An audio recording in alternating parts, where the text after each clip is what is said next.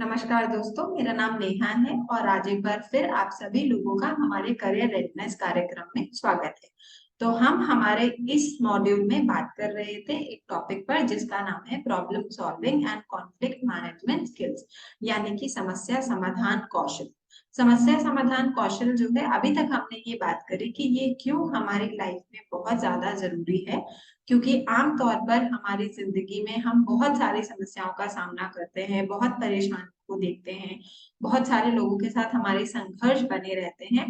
तो उन सब चीजों को हम कैसे बहुत अच्छे तरीके से मैनेज कर सकते हैं, ये हमें इस मॉड्यूल में सीखना है। तो अभी तक हमें ये समझना जरूरी है कि जो अच्छी प्रॉब्लम स्किल्स हैं, प्रॉब्लम सॉल्विंग स्किल्स हैं, वो सिर्फ हमें हमारे व्यक्तिगत जीवन में ही नहीं बल्कि हमारा जो पेशेवर जीवन है, यानी कि जो हमारी प्रोफेशनल लाइफ है, उसमें भी मदद करता है। तो अब हम ये बात करेंगे कि हमारे क्या स्टेप्स हैं प्रॉब्लम सॉल्विंग के, यानी कि अगर हमारे पास कोई समस्या होती है तो उस समस्या का हम किस तरह से समाधान कर सकते हैं। तो जैसा कि मैंने आप सभी लोगों से बात करी थी हमारे पिछले वाले वीडियो में, जिसमें मैंने कहा था कि आप सभी लोगों को एक प्रॉब्लम आइडेंटिफाई करनी है, अपनी एक समस्या आइडेंटिफाई करनी है, जो कि ये दर्शाती है कि आपके लाइफ में कैसे डिस्टरबेंस बनी हुई है। फॉर एग्जाम्पल, कि आपके लाइफ में कौन सी एक सबसे बेसिक प्रॉब्लम है जो कि आपको नुकसान दे रही है। तो आपको वो प्रॉब्लम लेकर आना था। आई होप आप सब लोग अपने उस प्रॉब्लम्स के साथ रेडी होंगे। हम आज ये बात करेंगे कि हम उस प्रॉब्लम को कैसे अपने 7 स्टेप मेथड से सॉल्व कर सकते हैं, यानी कि जो प्रॉब्लम सॉल्विंग स्किल के जो 7 स्टेप है, प्रॉब्लम सॉल्विंग के जो 7 स्टेप हैं, उनको हम कैसे अच्छे से फॉलो करके किसी भी समस्या का समाधान निकाल सकते हैं। तो पहले तो हम ये बात करेंगे कि ये 7 स्टेप्स हैं क्या, यानी कि ये जो 7 कदम है जो हमारे द्वारा उठाए जाते हैं, वो कदम है क्या। तो 7 स्टेप प्रोसेस में जो सबसे पहला स्टेप है वो है समस्या की पहचान करें, यानी आइडेंटिफाई द इशू, जो कि आपने कर लिया है। यानी कि आपने ये सोच लिया है कि आपकी लाइफ में क्या प्रॉब्लम है जिसका सोल्यूशन आपको चाहिए। तो फॉर एग्जाम्पल, मेरी लाइफ में कोई भी प्रॉब्लम हो सकती है कि मैं टाइम नहीं मैनेज कर पा रही हूँ, या मेरी कम्युनिकेशन स्किल्स अच्छे नहीं है, या मैं अपना होमवर्क टाइम से नहीं कर पाती हूँ, या मेरा सिलेबस खत्म नहीं हो रहा है। तो कोई भी एक समस्या जो आपको लगता है कि ये मेरी एक प्रॉब्लम है जिसका मुझे सोल्यूशन चाहिए, वो आपको सबसे पहले आइडेंटिफाई कर, क्योंकि जब आपको पता ही नहीं होगा कि समस्या है क्या, तो हम उसका समाधान कैसे निकालें। तो जरूरी है सबसे पहली बात कि हमें ये पता हो कि का क्या समस्या हमारे सामने है और हमें किस बात का सलूशन चाहिए। जो दूसरा कदम है वो ये सबका हित समझे, यानी कि उस समस्या से आपको क्या परेशानियां हो रही हैं, यानी आपको क्या नुकसान हो रहे हैं, वो आपको आइडेंटिफाई करने पड़ेंगे। फॉर एग्जाम्पल, अगर मेरा टाइम मैनेजमेंट बहुत अच्छा नहीं है, तो इससे प्रॉब्लम क्या हो रही है कि मैं टाइम से स्कूल नहीं जा पाती, मैं टाइम से पढ़ाई नहीं कर पाती, मैं टाइम से मम्मी की मदद नहीं कर पाती, या मेरे सारा जो मेरी पूरी लाइफ है वो डिस्टर्ब है। ये क्या है? ये मेरी उस समस्या की वजह से परेशानियां हैं, यानी इस समस्या की वजह से मुझे क्या क्या नुकसान हो रहा है वो मुझे आइडेंटिफाई करना पड़ेगा, और क्यों ये मेरे लाइफ में एक समस्या है वो मुझे समझना पड़ेगा। ठीक है, कि आखिर ये बात मेरे लिए प्रॉब्लम है क्यों। अगर मुझे हिंदी अच्छे से नहीं आती तो हिंदी ना आना एक प्रॉब्लम है क्यों? क्यों? क्योंकि मेरे सारे फ्रेंड्स तो हिंदी में बात करते हैं, तो मुझे हिंदी आना जरूरी है। वैसे ही सेम इंग्लिश के लिए, कि मुझे इंग्लिश नहीं आती, तो इंग्लिश नहीं आने से प्रॉब्लम क्या हो रही है कि कल को अगर मैं कॉलेज जाऊंगी तो मुझे इंग्लिश में सब कुछ पढ़ना पड़ेगा, कल को मेरा इंटरव्यू होगा तो इंग्लिश में होगा, मेरा रिटन टेस्ट होगा तो इंग्लिश में होगा। तो ये मेरे इंटरेस्ट है या ये मेरा हित है जो कि इस समस्या की वजह से खत्म हो रहा है, या इस समस्या की वजह से मुझे ये परेशानी आ रही है। तो दूसरा स्टेप क्या है कि हमें ये आइडेंटिफाई करना है कि इस प्रॉब्लम की वजह से एक्चुअल में हमारी लाइफ में क्या डिस्टरबेंस चल रही है और क्या क्या चीजें हमें आगे और भी प्रॉब्लमेटिक हो सकती है। तीसरा जो स्टेप है वो है all the list all the possible solutions, यानी कि जो भी हमारे सभी संभावित समाधान हैं उनकी हम सूची बनाएं, यानी कि हम ये डिसाइड करें कि इस प्रॉब्लम के लिए मैं क्या क्या सोल्यूशन ढूंढ सकती हूँ, उस पर मुझे काम करना है। यानी कि मुझे सोचना है कि इस समस्या का क्या क्या समाधान मैं निकाल सकती हूँ। तो वो आपको पॉइंट्स बनाना है। फिर नेक्स्ट है हमारा कि उन विकल्पों का, जो अभी तक हमने 5-6 समाधान सोचे हैं, उन समाधानों का हमें मूल्यांकन करना है। मूल्यांकन मतलब हमें ये समझना है कि वो समाधान हमें कहाँ और कैसे कितने लेवल पर इस्तेमाल करने हैं। फॉर एग्जाम्पल अगर मैं टाइम मैनेजमेंट की बात करूँ तो टाइम मैनेजमेंट के लिए मैं सोल्यूशन निकाल सकती हूँ कि भाई मैं टाइम टेबल बना सकती हूँ। मैं अपनी मम्मी को बोल सकती हूँ कि वो मुझे टाइम पर उठाए, मेरा टाइम चेक रखें। मैं अपने फ्रेंड्स को या अपने टीचर को बोल सकती हूँ कि वो मेरे को टाइम चेक रखें। साथ ही मैं हर काम को अपना अलार्म लगा करके या हर काम को एक प्रॉपर टाइम पीरियड के साथ करूं। तो ये मेरे पॉसिबल सॉल्यूशंस हैं। अब मुझे ये इवेलुएट करना है, यानी मुझे ये मूल्यांकन करना है कि इन सारे सॉल्यूशंस को मैं कब कहाँ और कैसे अप्लाई कर सकती हूँ। यानी जो मैंने सॉल्यूशन सोचे हैं उनको कैसे यूज किया जा सकता है। ये है हमारा चौथा स्टेप। पांचवा जो कदम है हमारा वो है कोई विकल्प चुने। यानी कि ये जो पांचों है हमने देख लिए कि कैसे कैसे हमें क्या क्या करना है। अब इन पांचों में से जो सबसे पहला स्टेप है वो हमें चुनना है। यानी कि हमें ये देखना है कि सबसे पहला काम मुझे क्या करना है। अगर मैंने सोल्यूशन निकाले कि भाई चलो मैं तो टाइम टेबल बना लूं, मैं मम्मी से बात कर लूं, मैं अपने दोस्तों से बात कर लूं, मैं अपनी टीचर से सजेशन ले लूं, तो सबसे पहला विकल्प मैं कौन सा चुनूंगी जो कि मेरे समस्या के सोल्यूशन के लिए सबसे बेटर है। ठीक है। तो हमें पांचवा स्टेप क्या है कि हमें वो विकल्प चुनना है कि कहाँ से हम इस सोल्यूशन की शुरुआत करेंगे, यानी इस समाधान की शुरुआत करेंगे। अगला जो हमारा स्टेप है वो है इस पर क्रिया करें, यानी कि एक्ट ऑन इट। यानी कि जो भी हमने सोल्यूशन निकाला है उस पर हम काम करना शुरू करें। अगर मैंने सोचा है कि मुझे टाइम टेबल बनाना है तो मैं तसल्ली से बैठूं और अपना एक टाइम टेबल बनाऊं, जिसमें मैं टाइम टेबल भी ऐसा बनाऊं जो रियलिस्टिक हो। ऐसा ना हो कि मैंने सुबह से लेकर के शाम तक अपने आप को पूरा बिजी कर रखा है और वो फिर टाइम टेबल कंप्लीट ही नहीं हो रहा है, काम ही नहीं हो रहा है। तो वो उस पर मुझे एक्ट करना शुरू करना है, यानी कि उस पर मुझे काम करना है जो भी मैंने सोल्यूशन सोचा है। और हमारा जो लास्ट स्टेप है वो ये कि उस सोल्यूशन को अपनाने के बाद हमें हमारे रिजल्ट को रिव्यू करना है। रिव्यू यानी हमें ये देखना है, ये समझना है कि क्या मेरी उस समस्या का समाधान हुआ है, क्या मेरी वो समस्या खत्म हुई है या वो और खराब हुई है। यानी कि मेरी जो हालत थी वो पहले से बेहतर हुई है या और ज्यादा बदतर। तो ये मेरे 7 स्टेप्स हैं किसी भी समस्या को सॉल्यूशन तक पहुंचाने के लिए, यानी किसी भी समस्या का समाधान करने के लिए। पहला क्या है कि हम समस्या को पहचाने। दूसरा, उस समस्या से हमें क्या क्या परेशानियां हो रही हैं या वो समस्या हमारी लाइफ में क्या नुकसान कर रही है वो समझना। तीसरा, कि हम उस समस्या की क्या क्या सोल्यूशन निकाल सकते हैं उनकी लिस्ट बनाना। चौथा, उन समस्याओं में से कौन सा एक सबसे पहला सोल्यूशन है, सभी सभी समाधानों में से कौन सा एक पहला समाधान है जिसका मैं यूज करूंगी। पांचवा, कि मैं उस समाधान को चुनूं। छठा, कि मैं उस पर काम करना शुरू करूं, यानी कि मैं उस पर एक्ट करना शुरू करूं, उस समाधान को अपने लाइफ में लेना उतारना शुरू करूं। और आखिरी यानी कि सातवां, कि मैंने जो समाधान इस्तेमाल किया है उसका मैं रिव्यू करूं, यानी मैं उसको देखूं कि क्या मेरे उस समाधान से मेरी जिंदगी में कुछ परिवर्तन आए हैं या नहीं आए। मेरी जो समस्या थी वो बेकार हुई है, वो खत्म हुई है, या वो और भी ज्यादा मेरी लाइफ में बढ़ गई है या नुकसान। ठीक है। तो ये 7 हमारे बेसिक स्टेप्स हैं जिनके द्वारा हम हमारी किसी भी समस्या का समाधान निकाल सकते हैं।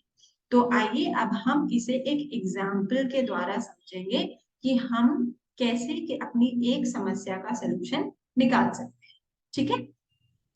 तो चलिए मान लीजिए मैंने सबसे पहला स्टेप मेरा ढूंढ लिया। वो क्या है, हमें अपनी समस्या को आइडेंटिफाई करना है। तो मेरी समस्या क्या है कि I don't know how to speak in English, यानी कि मेरी प्रॉब्लम ये है कि मैं ये नहीं जानती कि इंग्लिश में कैसे बात की जानी चाहिए, यानी मेरा इंग्लिश कम्युनिकेशन बहुत ज्यादा अच्छा नहीं है। तो ये तो मेरी हुई समस्या। अब मुझे अपना सेकंड स्टेप करना है। सेकंड स्टेप क्या था कि हमें ये समझना है कि वो समस्या हमारी लाइफ में है क्यों। या उस समस्या को हम क्यों इतना जोर दे रहे हैं, वो कैसे हमारे लिए एक समस्या है। तो दूसरी चीज ये कि अब इंग्लिश कम्युनिकेशन मेरे लिए मैटर करता है, क्यों?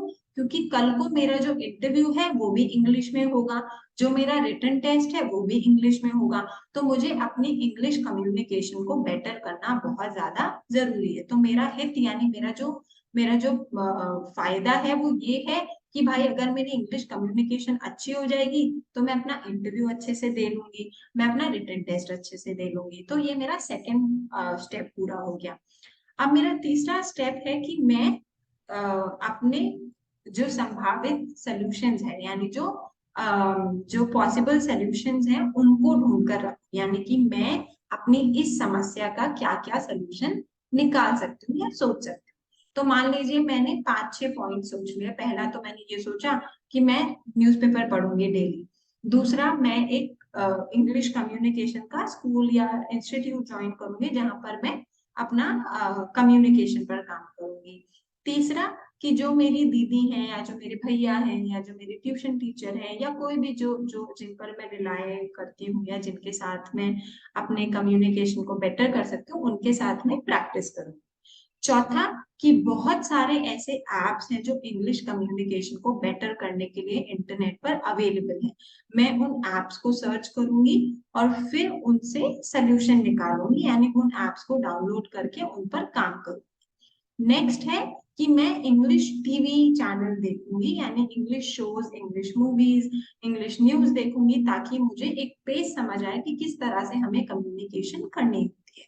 और फिर नेक्स्ट है कि मैं कुछ वर्क बुक्स खरीदूंगी जिनसे मैं अपने इंग्लिश कम्युनिकेशन को बेटर करने के लिए काम। ठीक है, तो ये मेरे कुछ पॉसिबल सॉल्यूशंस हैं जो मैंने सोचे। अब मेरा अगला स्टेप ये है कि इन पॉसिबल सॉल्यूशंस में से मैं क्या क्या चीजें करूंगी, यानी कौन सी मेरी फर्स्ट स्टेप्स होंगे जो मैं लूंगी।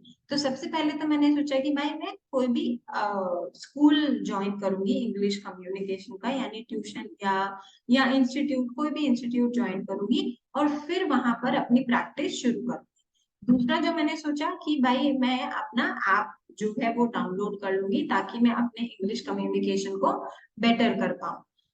फिर नेक्स्ट है कि मैं अब धीरे धीरे करके इंग्लिश के न्यूज चैनल्स, टीवी शोज या जो वेब सीरीज है या जो मैं देख सकती हूँ, जो मैं समझ सकती हूँ, उनको मैं देखना शुरू करूंगी ताकि मैं प्रोसेस कर पाऊँ कि कम्युनिकेशंस में हम किस तरह से बात करते हैं, हमारे प्रोनाउंसिएशन कैसी होनी चाहिए, हमें किस तरह के इमोशन के साथ बात करनी चाहिए।